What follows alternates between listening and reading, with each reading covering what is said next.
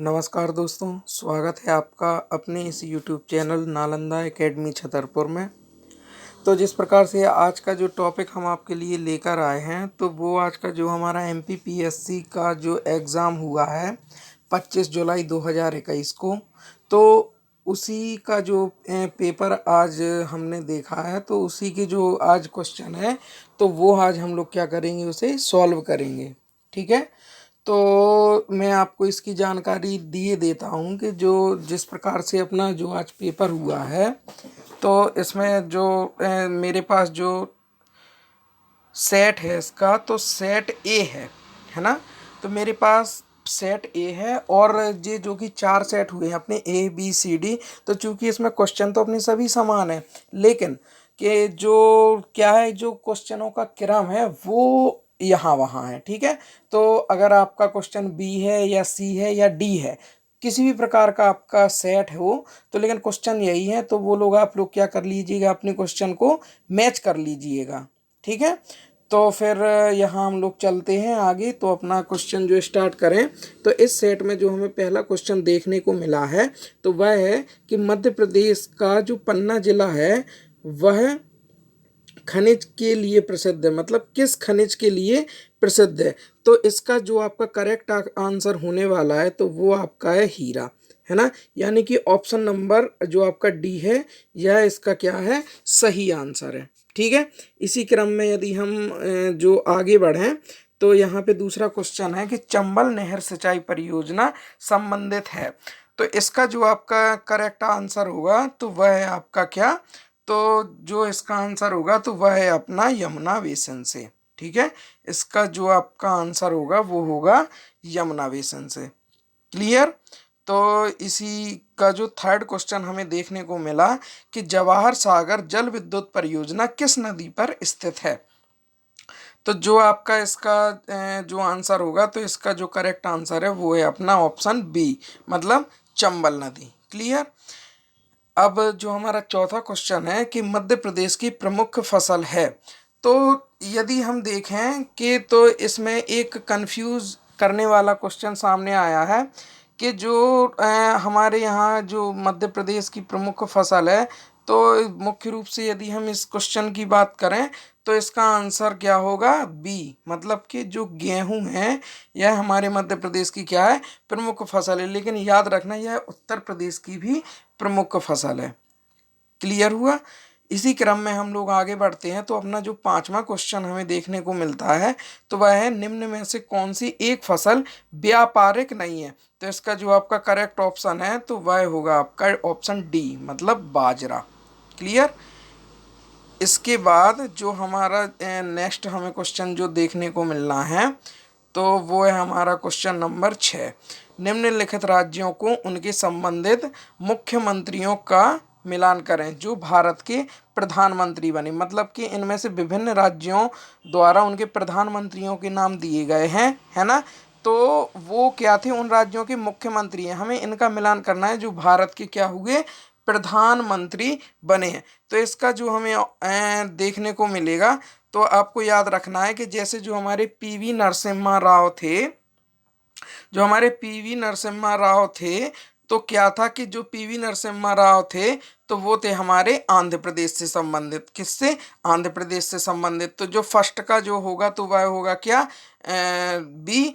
और जो जैसे हमारा जो मोरारजी देशमुख है, मोरारजी देसाई हैं, तो ये कहाँ से थे, तो आपको याद रखना कि मोरारजी देसाई थे हमारे बम्बई के। तो ये हो जाएगा ऑप्शन नंबर, मतलब कि अपना बी का।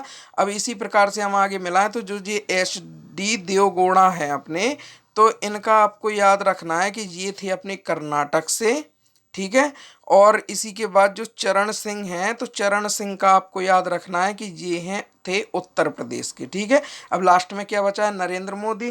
तो ये तो आपको सभी को पता है कि जो नरेंद्र मोदी जी हैं अपने, तो ये कहाँ से बिलोंग करते थे, आपको याद रखना, तो ये करते थे गुजरात से। ठीक है। सॉरी, यहाँ पे अपना थोड़ा सा मिस्टेक हो गया है, ये यहाँ पे डी आएगा, ये डी आएगा। और जो अपने नरेंद्र मोदी हैं ये आएगा अपने गुजरात से। ठीक है, तो यह क्रम हमें किस में देखने को मिलता है, तो यह मिलता है हमें देखने के लिए जो अपना ये ऑप्शन नंबर डी है। ठीक है, तो इसका ऑप्शन नंबर क्या होगा, डी सही होगा, है ना। तो छठवें का आंसर क्या होगा, ऑप्शन नंबर डी। क्लियर हुई बात। इसी क्रम में हम लोग आगे बढ़ेंगे।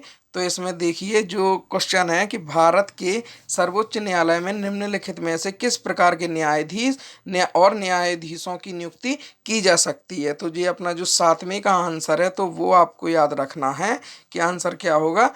इसमें दो ऑप्शन दिए गए हैं, इसमें ऑप्शन दिया गया है तदर्थ न्यायाधीश और अतिरिक्त न्यायाधीश। तो इसमें आपको याद रखना कि जो अपने भारत के सर्वोच्च न्यायालय के जो न्यायाधीश होते हैं इनकी नियुक्ति जो होती है वो तदर्थ न्यायाधीश के अंतर्गत ये आते हैं। तो ये हमें किस में देखने को मिलता है, इसमें अतिरिक्त न्यायाधीश नहीं आएगा। तो ऑप्शन नंबर ए, मतलब एक सही है और दो क्या है, गलत है। क्लियर। अब नेक्स्ट हमारा जो आठवां क्वेश्चन है तो वो हमें देखना है कि जो निम्नलिखित में से कौन सा केंद्रीय सार्वजनिक क्षेत्र का उद्यम सीपीएसई भारत सरकार के लोक उद्यम विभाग द्वारा सूचीबद्ध जनवरी 2020 महारत्न की श्रेणी में नहीं आता है। तो इसका आंसर क्या होगा, तो इसका जो आंसर होगा तो आपको याद रखना ऑयल इंडिया लिमिटेड। क्या होगा इसका answer, all India limited, option number D. Clear. इसके बाद नौवां जो क्वेश्चन है तो वित्तीय क्षेत्र के मूल्यांकन समिति सह अध्यक्षता किसके द्वारा की जाती है। तो इसका जो आंसर अब है तो वो है ऑप्शन नंबर बी। याद रखना कि ये पूछ रहा है कि वित्तीय क्षेत्र के मूल्यांकन समिति मतलब committee on financial sector assessment की सह अध्यक्षता, मतलब एक होती है अध्यक्षता और एक होती है सह अध्यक्षता।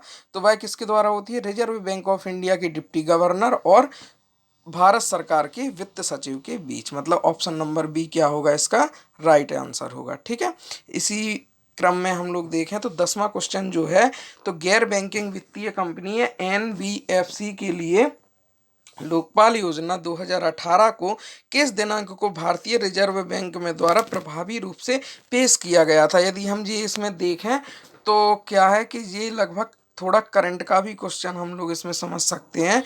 तो इसका जो हमारा आंसर होगा तो वह अपनी डेट है 23 फरवरी 2018, मतलब ऑप्शन नंबर डी। क्लियर। इसके बाद जो हमारा 11 क्वेश्चन है तो 11वां क्वेश्चन जो है तो इसमें है फरवरी 2021 में किस पड़ोसी देश में सेना द्वारा तख्ता पलट किया गया था। ठीक है, तो इसका जो आंसर है यह काफ़ी चर्चा में रहा है। तो इसका जो आंसर होगा तो याद रखना वह है ऑप्शन नंबर डी, म्यांमार। ठीक है, इसके बाद जो 12वां क्वेश्चन है तो उसमें अंतर्राष्ट्रीय ओलंपिक समिति का मुख्यालय कहाँ है। तो ये अपना स्पोर्ट्स से संबंधित क्वेश्चन आ गया है। तो इसका जो आंसर होगा तो आंसर नंबर क्या होगा इसका, बी, लोसाने। ठीक है, तो लोसाने जो अपना कहाँ पड़ता है, यह पड़ता है अपना स्विट्जरलैंड में। क्लियर। इसके बाद जो 13 क्वेश्चन है अपना कि किस भारतीय महिला ने व्यक्तिगत खेल में सर्वप्रथम ओलंपिक पदक जीता है। तो इसका आंसर नंबर होगा ए, कर्णम मल्लेश्वरी। ठीक है, इसके बाद जो हमारा 14वां क्वेश्चन है, 14वां क्वेश्चन कहता है कि मध्य प्रदेश शासन द्वारा खेल प्रशिक्षकों को प्रदत्त की जाने वाली निम्न में से कौन सा पुरस्कार सर्वोच्च है। तो जो हमारा सर्वोच्च पुरस्कार होता है तो वह होता है अपना विश्वामित्र पुरस्कार, मतलब कि ऑप्शन नंबर डी। क्लियर। इसके बाद जो हमारा नेक्स्ट क्वेश्चन की यदि हम बात करें, अपना समय ना गवाते हुए जल्दी जल्दी से हम लोग क्वेश्चन देख लें। तो हमारा जो 15 नंबर का क्वेश्चन है वह कह रहा है कि खेल एवं युवा कल्याण विभाग द्वारा स्थापित मध्य प्रदेश राज्य तीरंदाजी एकेडमी कहाँ स्थित है। तो इसका जो आंसर होगा तो आपको याद रखना कि इसका आंसर है ऑप्शन नंबर सी, मतलब जबलपुर। क्लियर। ठीक है, इसके बाद जो हमारा 16 नंबर का क्वेश्चन है तो 16 नंबर का क्वेश्चन कहता है कि निम्नलिखित कथनों पर विचार कीजिए। तो नंबर एक में इसने क्या कहा है कि नियंत्रक महालेखा परीक्षक का कर्तव्य होगा कि वह उन सभी प्राप्तियों की लेखा परीक्षा करे जो भारत की संचित निधि में संदेह है। दूसरा कह रहा है कि नियंत्रक महालेखा परीक्षक को संघ या किसी राज्य के किसी कार्यालय या विभाग में रखे गए भंडारों या स्टाफ की लेखाओं की लेखा परीक्षा करने और उनकी बाबत रिपोर्ट देने का प्राधिकार होगा। तो आपको याद रखना है कि इसका ऑप्शन नंबर ए क्या है, राइट आंसर है। ठीक है, सॉरी ए नहीं है इसका, मैं गलत देख गया, सॉरी। इसका आंसर नंबर बी सही है, मतलब एक तथा दो दोनों सत्य हैं, क्योंकि असत्य तो इसमें कोई बात है नहीं।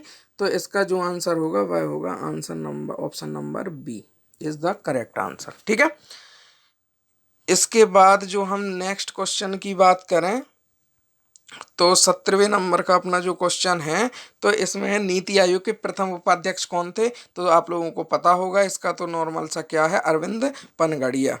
ठीक है, ये क्या थे, नीति आयोग के प्रथम उपाध्यक्ष थे। क्लियर। इसके बाद जो अपना 18 नंबर का क्वेश्चन है, तो 18वें नंबर का क्वेश्चन कह रहा है कि राज्य मानवाधिकार आयोग के अध्यक्ष और सदस्यों की नियुक्ति के नामों की सिफारिश करने वाली समिति में कौन शामिल नहीं है। तो आप सभी को याद रखना है कि इसमें जो कि क्या होते हैं, ये अपने राज्यपाल जी महोदय होते हैं, वह क्या नहीं होते हैं, शामिल नहीं होते हैं। ठीक है, इसके बाद यदि हम 19 नंबर का क्वेश्चन देखें, तो राष्ट्रीय हरित न्यायाधिकरण के किसी भी निर्णय से व्यथित कोई व्यक्ति सर्वोच्च न्यायालय में अपील कितने दिन के भीतर दायर कर सकता है। तो इसका आपको याद रखना है कि इसका जो आंसर होगा तो वह है ऑप्शन नंबर डी, मतलब 90 दिन। ठीक, इसके बाद जो हमारा नेक्स्ट क्वेश्चन 20 नंबर का है, तो राज्य खाद्य आयोग की स्थापना किस कानून के अंतर्गत की गई। तो वो आपको याद रखना है कि जो हमारा राज्य खाद्य आयोग की स्थापना है वह राष्ट्रीय खाद्य सुरक्षा अधिनियम 2013 के अंतर्गत की गई थी। क्लियर, मतलब ऑप्शन नंबर ए। इसके बाद जो हमारा 21 नंबर का जो क्वेश्चन है, तो इसमें क्वेश्चन है कि भोपाल राज्य के मूल संस्थापक कौन थे। मतलब जो भोपाल की राज्य की जो अपना मतलब कि स्थापना हुई थी, तो उसके जो मुख्य संस्थापक हैं तो वो कौन थे। तो आपको याद रखना कि दोस्त मोहम्मद खान थे। ठीक है, इसके बाद जो अपना 22 नंबर का क्वेश्चन है, तो राजा वीर सिंह देव की राजधानी कहाँ थी। तो इसमें क्या है, यह थोड़ा आपका कंफ्यूजन क्वेश्चन है ना, जो आपका ये है तो कंफ्यूजन क्वेश्चन है। इसमें यदि आपने बांधवगढ़ लगाया है तो ये भी सही है, और इसका जो गहोरा है ये भी सही है। इनके दो ऑप्शन बनेंगे, या तो ऑप्शन नंबर ए और या ऑप्शन नंबर बी। ठीक है, ये एक विवादित क्वेश्चन होता है अपने पीएससी में, तो ये इसमें यदि वैसे तो ऑप्शन नंबर ए सही है इसका, लेकिन यदि आप लोगों ने बी भी लगाया है तो इसके भी आपको शायद नंबर मिल सकते हैं। क्लियर, तो ये थोड़ी अपना विवादित टाइप का क्वेश्चन है। तो अपन लोग नेक्स्ट क्वेश्चन की ओर बढ़ें, तो 23 नंबर का जो क्वेश्चन है कि मांडू विजय दक्षिण विजय की कुंजी था, यह कथन किसने कहा था। तो आप लोगों को याद रखना है कि जो ये कथन कहा था, तो ये कहा था अमीर खुसरो ने। ठीक है, किसने कहा था, अमीर खुसरो ने। इसके बाद 24 नंबर का जो क्वेश्चन है कि भीमबेटका को किसने खोजा था। तो आप लोगों को याद रखना है कि जो भीमबेटका की खोज हुई थी तो वो किसने की थी। तो याद रखना विष्णुधर वाकड़कर जी ने इसकी खोज की थी।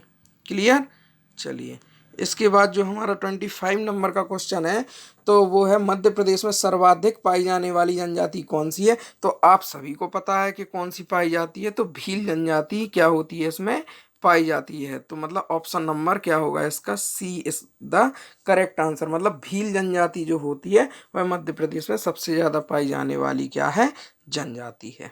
ठीक है, अब इसके बाद यदि हम अपने नेक्स्ट क्वेश्चन की ओर बढ़ें, तो इसमें लिखा है 26 नंबर का जो क्वेश्चन है कि सूची 1 और सूची 2 को सुमेलित कीजिए। ठीक है, चलिए तो इनने क्या किए जी, जो स्टेपीज पेरीज और डाउन्स और बेल्ट्स वगैरह जो दिए हैं, ये क्या है कि ये मैदान है, क्या है, मैदान है। तो इनके ये बताना है कि जो ये मैदान है तो ये कहाँ कहाँ पर है। तो आप सभी को याद रखना है कि जो ये मैदान है, तो सबसे पहले यदि हम स्टेपीज की बात करें तो ये कहाँ पे पाया जाता है। तो आपको रखना है याद, स्टेपीज जो है वह कहाँ है, यह अपना होता है रूस में पाया जाता है। ठीक है, फिर जो पेरिस के मैदान होते हैं, तो पेरिस के मैदान जो होते हैं वह कहाँ पाए जाते हैं, वह पाए जाते हैं संयुक्त राज्य अमेरिका में। ठीक है, और इसके बाद जो अपने बेल्ट्स होती हैं ये होते हैं दक्षिण अफ्रीका में। और इसके बाद यदि जो हम डाउन्स की बात करें तो अपना डाउन्स कहाँ बचा है, तो डाउन्स की यदि हम बात करें तो ये होते हैं कहाँ, ऑस्ट्रेलिया में। मतलब ऑप्शन नंबर सी क्या होगा इसका करेक्ट आंसर होगा। तो 26 का क्या हो जाएगा, सी ऑप्शन। ठीक है, अब ऐसे ही हम लोग आगे बढ़े तो 27 नंबर का जो हमारा क्वेश्चन है, तो आपको याद रखना है भारत में किस राज्य में सागौन के वन का क्षेत्र सर्वाधिक है। तो आपको याद रखना है कि सर्वाधिक सागौन हमारे किन राज्य में पाए जाते हैं, तो इसमें अपना मध्य प्रदेश अव्वल स्थान पर है। मतलब option number D is the correct answer. इसके बाद जो 28 नंबर का है, इसमें बोल रहा है कि कौन सा सुमेलित नहीं है। चलिए, तो सबसे पहले जो आंसी राष्ट्रीय उद्यान है कर्नाटक में, बिल्कुल सही है। बालपक्रम राष्ट्रीय उद्यान मेघालय, बिल्कुल सही है। इसके बाद चंदोली राष्ट्रीय उद्यान गुजरात, ये गलत है। इसके बाद जो हिमिस राष्ट्रीय उद्यान अपना लद्दाख में, बिल्कुल सही है। क्लियर।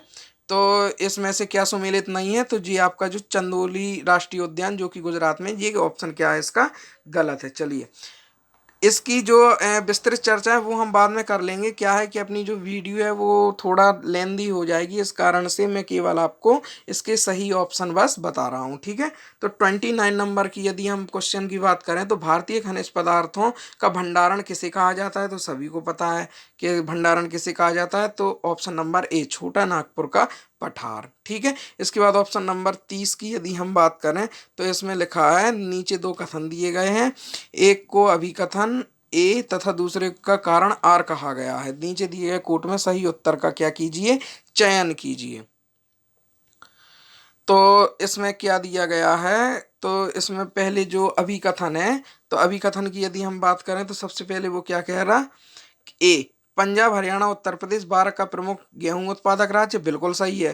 कारण बता रहा, मतलब कि ये चीजें क्यों हैं, तो सुअपवाहित उर्वर भूमि शीतकाल में 10 डिग्री से 15 डिग्री सेल्सियस तापमान एवं लगभग 75 सेंटीमीटर यहाँ क्या होती है, औसत वार्षिक वर्षा होती है, जो गेहूं के उत्पादन के लिए आवश्यक है। दोनों सही हैं। मतलब कि अभिकथन ए सही है और आर क्या करता है, इसकी पुष्टि करता है। मतलब कि option number A is the correct answer. A एवं आर दोनों सही है तथा आर ए की सही व्याख्या करता है।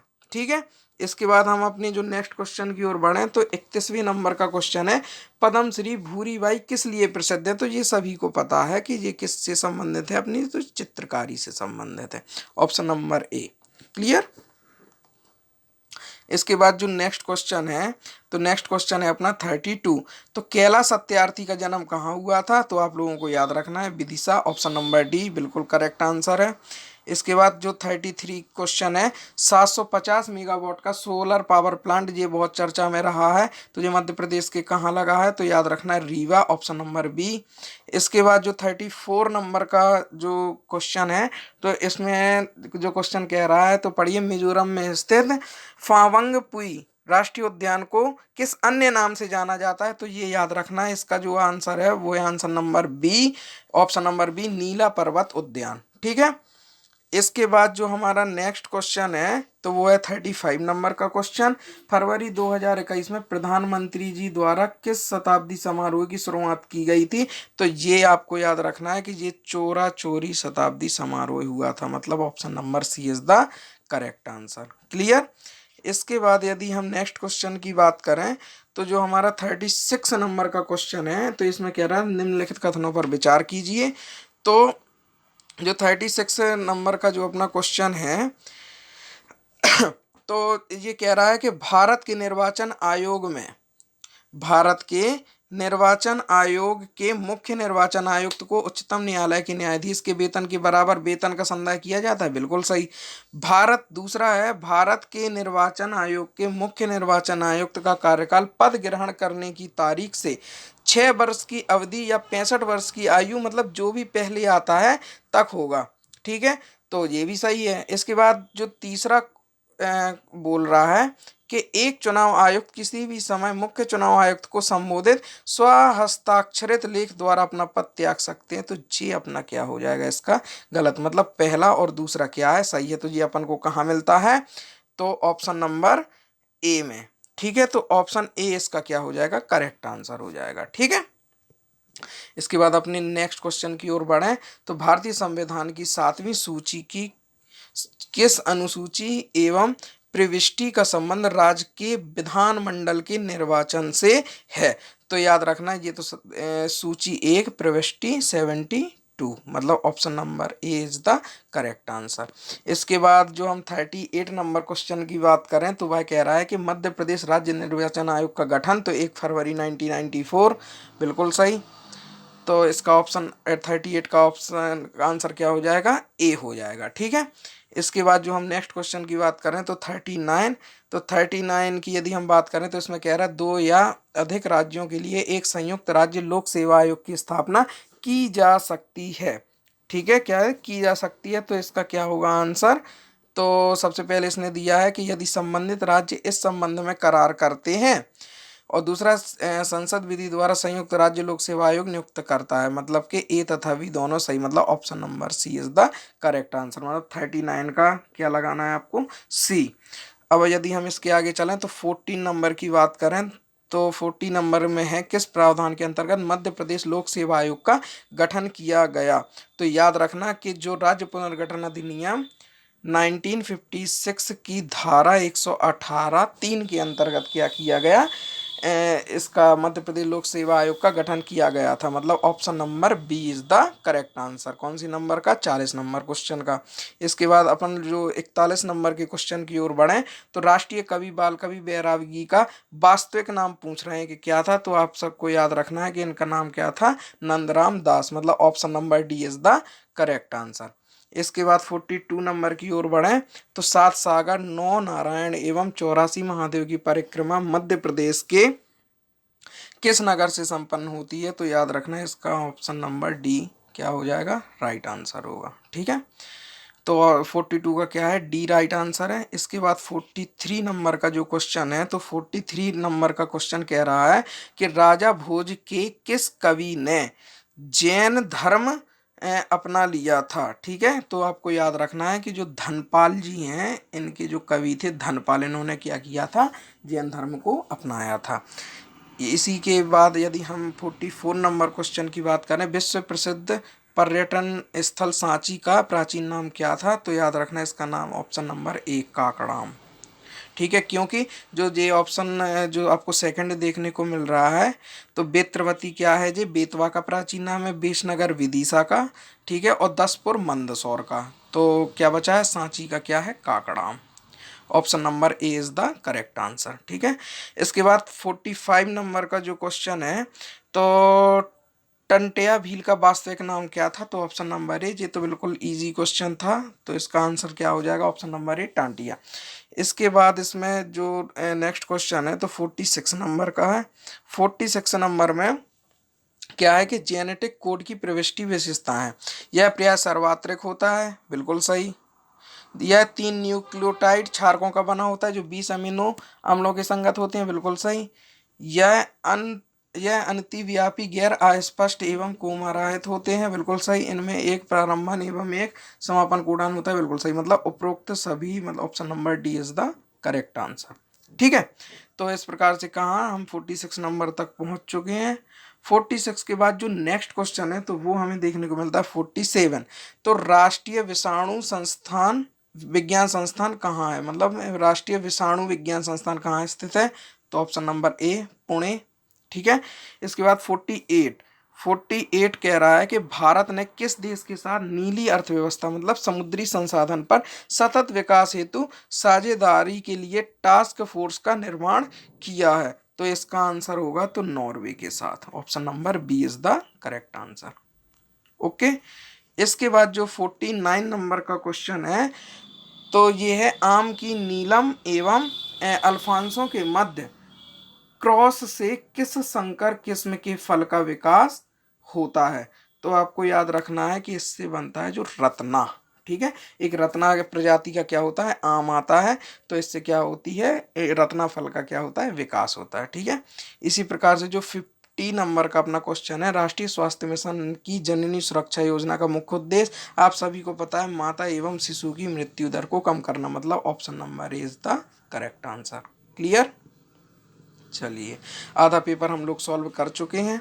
इसके आगे यदि हम 51 नंबर का क्वेश्चन देखें तो 51 नंबर का जो हमें क्वेश्चन देखें तो इसमें लिखा है 19वीं शताब्दी के मध्य में भारतीय राष्ट्रवाद भ्रूणावस्था में की थी, इस तथ्य को मानने वाले इतिहासकार थे। तो इसका जो आंसर है तो वह है ऑप्शन नंबर ए। ठीक है, option number A, doctor R C Majumdar और doctor SN Sen. Clear. 52 number का क्वेश्चन है। तो 52 में बोल रहा है कि 1857 में लंदन से प्रकाशित होने वाले समाचार पत्र टाइम्स के संवाददाता कौन थे जिन्होंने लिखा था, उत्तरी भारत में गोरे आदमी की गाड़ी का कोई भी मित्रतापूर्ण दृष्टि से नहीं देखता है। तो इसका जो क्लियर जो करेक्ट आंसर होगा तो आपको याद रखना कि ऑप्शन नंबर ए इसका क्या होगा, राइट आंसर होगा, मतलब WH रसल ने कहा था। ठीक है, इसी क्रम में 53 नंबर का जो क्वेश्चन है तो 53 कह रहा है कि भारत की आत्मनिर्भर समाज व्यवस्था का वर्णन करते हुए किसने कहा कि भारत की ग्राम व्यवस्था छोटे छोटे गणतंत्र है। तो याद रखना ऑप्शन नंबर ए, यह चार्ल्स मैटकॉफ का कथन था। ठीक है, तो 53 का क्या हो जाएगा, ए ऑप्शन हो जाएगा। 54 की बात करें कि 1956 में के राज्य पुनर्गठना अधिनियम द्वारा कितने राज्य और संघीय क्षेत्रों की स्थापना की गई।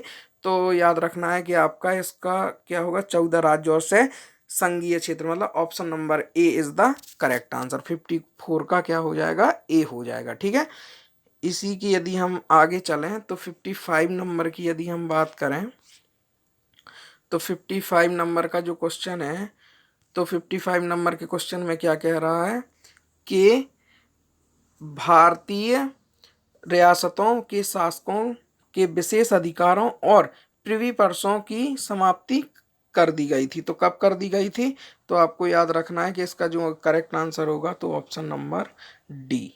ठीक है, 55 का क्या हो जाएगा, D 1971 is the correct answer.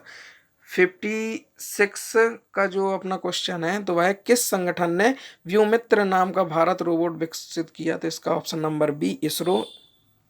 इसके बाद 57 नंबर क्वेश्चन की यदि हम बात करें तो गार्टनर के अनुसार 4 चरण परिपक्वता मॉडल को क्रम से व्यवस्थित किया जा सकता है। तो इसका ऑप्शन नंबर डी होगा इसका राइट आंसर। सबसे पहले सूचना, फिर सहभागिता, लेन देन और उससे क्या होगा, परिवर्तन होगा। ठीक है, तो ये इस प्रकार से। अब 58 नंबर की यदि हम बात करें तो 58 क्वेश्चन कह रहा है एक सामाजिक नेटवर्क के रूप में प्रतिनिधित्व किया जा सकता है। तो ऑप्शन नंबर ए 58 का ग्राफ के द्वारा। ठीक है, 59 जो हमारा क्वेश्चन है उसमें कह रहा था IPv6 प्रोटोकॉल, ठीक है, आईपी पते को परिभाषित करता है। आईपी मतलब इंटरनेट प्रोटोकॉल। ठीक है, तो इसका जो आंसर है तो वो क्या होगा, तो आपको याद रखना है 128 बिट परिभाषित करता है। ठीक है, मतलब option number C is the correct answer. इसके बाद जो 60 नंबर का अपना क्वेश्चन है कि यह वरीयताओं को एकत्रित करके उपयोगकर्ता के हितों के बारे में स्वचालित पूर्वानुमान बनाने की एक विधि है। तो इसमें क्या है ऑप्शन, सोशल नेटवर्किंग, सोशल लक्ष्यीकरण, सहयोगात्मक प्रकाशन और सहयोगात्मक फिल्टरिंग। तो इसका ऑप्शन नंबर डी क्या होगा, ऑप्शन नंबर डी, सहयोगात्मक फिल्टरिंग। ठीक है, इसके बाद यदि हम 61 नंबर के क्वेश्चन की बात करें तो वह कहता है वर्ष 2011 की जनगणना के अनुसार किस राज्य में जनसंख्या की दशकीय वृद्धि दर न्यूनतम रही है। तो याद रखना है इसका ऑप्शन नंबर बी, नागालैंड। ठीक है, इसके बाद 62 नंबर का क्वेश्चन है उर्वरक उद्योग के लिए कौन सा कच्चा माल नहीं है। ठीक है, तो इसका जो आंसर है तो याद रखना कॉस्टिक सोडा। ठीक, इसके बाद जो हम अपने नेक्स्ट क्वेश्चन की ओर बढ़ें तो आएगा अपना कौन सा 63 नंबर का क्वेश्चन, जो क्या कहता है कि निम्न के में से सुमेलित नहीं है। तो इसमें क्या है, तो किलिमंजारो अफ्रीका बिल्कुल सही है। ठीक है, ये चोटियां हैं, किलिमंजारो अफ्रीका में है, माउंट मैकिनली उत्तरी अमेरिका बिल्कुल सही, एल्ब्रोस एशिया ये गलत है। मतलब ऑप्शन नंबर इसका सी क्या होगा, सुमेलित नहीं है। क्लियर, तो इसका क्या हो जाएगा, option number C is the correct answer, मतलब ये सुमेलित नहीं है। एल्ब्रोस जो है वो एशिया में नहीं है और एकांकोगुआ दक्षिण अमेरिका में है। ठीक है, इसके बाद 64 नंबर की यदि हम बात करें तो इसमें कहता है कि सूची 1 को सूची 2 से सुमेलित कीजिए। ठीक है, तो इसमें लिखा है कि जो सबसे पहले कि वाणिज्यिक दुग्ध उत्पादन। ठीक है, तो वाणिज्यिक दुग्ध उत्पादन का क्या होगा, तो इसका है क्या, डेनमार्क। ठीक है, मतलब ए का क्या हो जाएगा, तीसरा। ठीक है, यहीं से आप मिला सकते हैं, जैसे दुग्ध उत्पादन का डेनमार्क जी, हमको देखो ए ऑप्शन में क्या हो गया, मिल गया कि पहले का तीसरा। ठीक है, तो जैसे हम बी की बात करें कि वाणिज्यिक अन्न उत्पादन, तो इसका क्या है, अर्जेंटीना है। ठीक है, वाणिज्यिक बागाती कृषि, तो इसका क्या है, मलेशिया। और जो अपना डी वाणिज्यिक फलदान, तो इसका क्या है, फल उत्पादन, तो वो है अपना ऑप्शन इसका फ्रांस। ठीक है, तो ऑप्शन नंबर ए क्या हो जाएगा, इसका राइट आंसर हो जाएगा। क्लियर। चलिए 65 नंबर क्वेश्चन की यदि हम बात कर लें, तो 65 नंबर के क्वेश्चन में कहता है भारत के निम्नलिखित में से किन राज्यों में पवन ऊर्जा के विकास में संभावनाएं क्या हुई हैं, विकास की संभावनाएं अधिक हुई हैं। तो याद रखना है इसमें ऑप्शन नंबर अपना क्या हो जाएगा, ऑप्शन नंबर सी, तमिलनाडु और गुजरात में। Clear, option number C is the right answer. चलिए 66 नंबर क्वेश्चन की यदि हम बात करें, तो बिंदुसार के शासनकाल में अशोक ने अवंती महाजनपद जीतकर मौर्य साम्राज्य में मिला लिया था। इनका उल्लेख किस ग्रंथ में मिलता है, तो याद रखना है इनका उल्लेख मिलता है बुद्ध घोष के समंत प्रसादिका में। ठीक है, इसके बाद 67 नंबर की यदि हम बात करें, तो चचनामा के अनुसार 6वीं और 7वीं शताब्दी में सिंधु देश की राजधानी क्या थी। तो आपको याद रखना है सिंधु देश की राजधानी थी अरोड़, ऑप्शन नंबर बी। ठीक है, option number B is the क्या होगा, इसका राइट आंसर होगा। इसके बाद 68 नंबर की यदि हम बात करें, तो बोलता है, क्वेश्चन कहता है कि मुगल कालीन ग्रंथ मासिर ए आलमगीरी किसकी रचना है। तो इसका आपको याद रखना है कि जो इन रचना है, तो साकी मुस्तैद खान, मतलब ऑप्शन नंबर ए इसका क्या होगा, राइट आंसर होगा।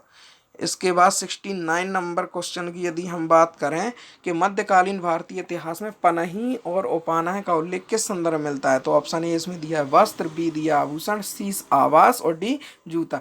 तो पनही इसमें जो कहा गया है, पनही और उपाना है, तो ये क्या है, ऑप्शन नंबर डी, मतलब जूते को कहा गया है। क्लियर। चलिए इसके बाद यदि हम नेक्स्ट क्वेश्चन की बात करें, तो इसमें है आदि ब्रह्म समाज की स्थापना किसने की थी। ठीक है, तो इसका जो आंसर होगा, तो वो होगा देवेंद्र नाथ टैगोर। यदि हम राजा राम मोहन राय की बात करें, तो इन्होंने अर्ध ब्रह्म क्या किया था, अपने जो आर्य समाज की क्या की थी, इन्होंने स्थापना की थी। तो देवेंद्र नाथ टैगोर ने क्या किया था, आदि ब्रह्म समाज की स्थापना की थी। क्लियर। अब 71 नंबर का जो क्वेश्चन है, तो 71 क्वेश्चन कह रहा है कि भारत शासन अधिनियम 1919 के अंतर्गत विधायिका का अंतिम निर्वाचन किस वर्ष की उसमें क्या किया गया था। तो इसका क्या है, तो ये किया गया था अपना ऑप्शन नंबर सी, क्या होगा, 1945 में। क्लियर। चलिए इसके बाद यदि हम आगे बढ़ें, तो 72 नंबर का जो क्वेश्चन है, 72 नंबर का क्वेश्चन कहता है कि विधानसभा के प्रथम मनोनीत, ये यहाँ पे मिटा हुआ है, संविधान सभा के प्रथम मनोनीत उप सदस्य जी पूछ रहा है इसमें कि कौन थे। तो आपको याद रखना है कि जो इनके जो उप सदस्य थे, है ना, या सभापति। ठीक है, तो वो कौन हुए थे, तो आपको याद रखना कि HC मुखर्जी। 72 जो अपना क्वेश्चन है, उसका ऑप्शन नंबर क्या होगा, सी क्या हो जाएगा, इसका राइट आंसर हो जाएगा। ठीक है, इसके बाद यदि हम अपने नेक्स्ट क्वेश्चन की ओर बढ़ें, तो 73 नंबर का क्वेश्चन है, निम्न में से कौन सी अभिव्यक्ति भारत के संविधान के अनुच्छेद 108 के अंतर्गत दोनों सदनों की संयुक्त बैठक आहूत करने की सूचना के संबंध में क्या है, उचित है।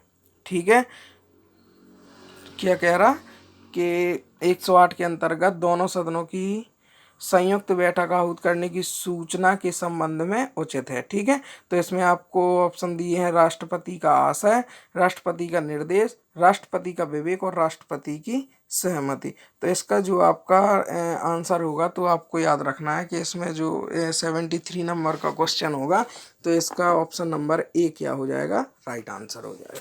ठीक है, 74 नंबर का जो क्वेश्चन है कि भारत के संविधान का अनुच्छेद 24 जोखिम पूर्ण कार्यों से संबंधित कारखानों में बालकों के नियोजन को निषेध करता है, ऐसा निषेध है। ठीक है, तो आपको खुद पता होगा कि जी क्या होगा, पूर्ण निषेध है। मतलब कि जो 14 साल से जो अपने मतलब कारखानों में जो बालक होते हैं या 14 साल से कम उनकी उम्र होती है, तो वह जो कारखानों में काम करते हैं, तो ऐसा पूर्णतः क्या है, प्रतिबंधित है। ठीक है, इसके बाद यदि हम अपने 75 नंबर के क्वेश्चन की बात करें कि भारत के संविधान के अनुच्छेद 368 के संबंध में कौन सा कथन सही है, तो 24वें संविधान संशोधन अधिनियम 1971 द्वारा अनुच्छेद 368 संशोधित किया गया था, बिल्कुल सही। ठीक है, और 101 संविधान संशोधन अधिनियम 2016 के द्वारा अनुच्छेद 368 संशोधित किया गया था, ये गलत है। मतलब जो अपना 75 नंबर का क्वेश्चन हो जाएगा, तो इसका आंसर क्या हो जाएगा, ए। मतलब एक सही एवं दो गलत है। क्लियर। चलिए, इसके बाद जो हम 76 नंबर का क्वेश्चन है, मध्य प्रदेश में निम्नांकित राज्यपालों में से कौन हरियाणा के मुख्यमंत्री रहे हैं। ठीक है, तो इसका आपको जो याद रखना है, तो ऑप्शन नंबर डी, मतलब डॉक्टर भगवत लाल शर्मा। ठीक है, नेक्स्ट क्वेश्चन की यदि हम बात करें, तो 77 नंबर का जो क्वेश्चन है, तो इसमें क्या है कि मध्य प्रदेश में निम्नलिखित मुख्यमंत्रियों में से कौन मध्य प्रदेश विधानसभा के नेता के प्रतिपक्ष के पद पर सदस्य नहीं रहे हैं। ठीक है, तो मतलब जो विपक्ष के नेता होते हैं, तो इसमें कहा कौन नहीं रहे हैं।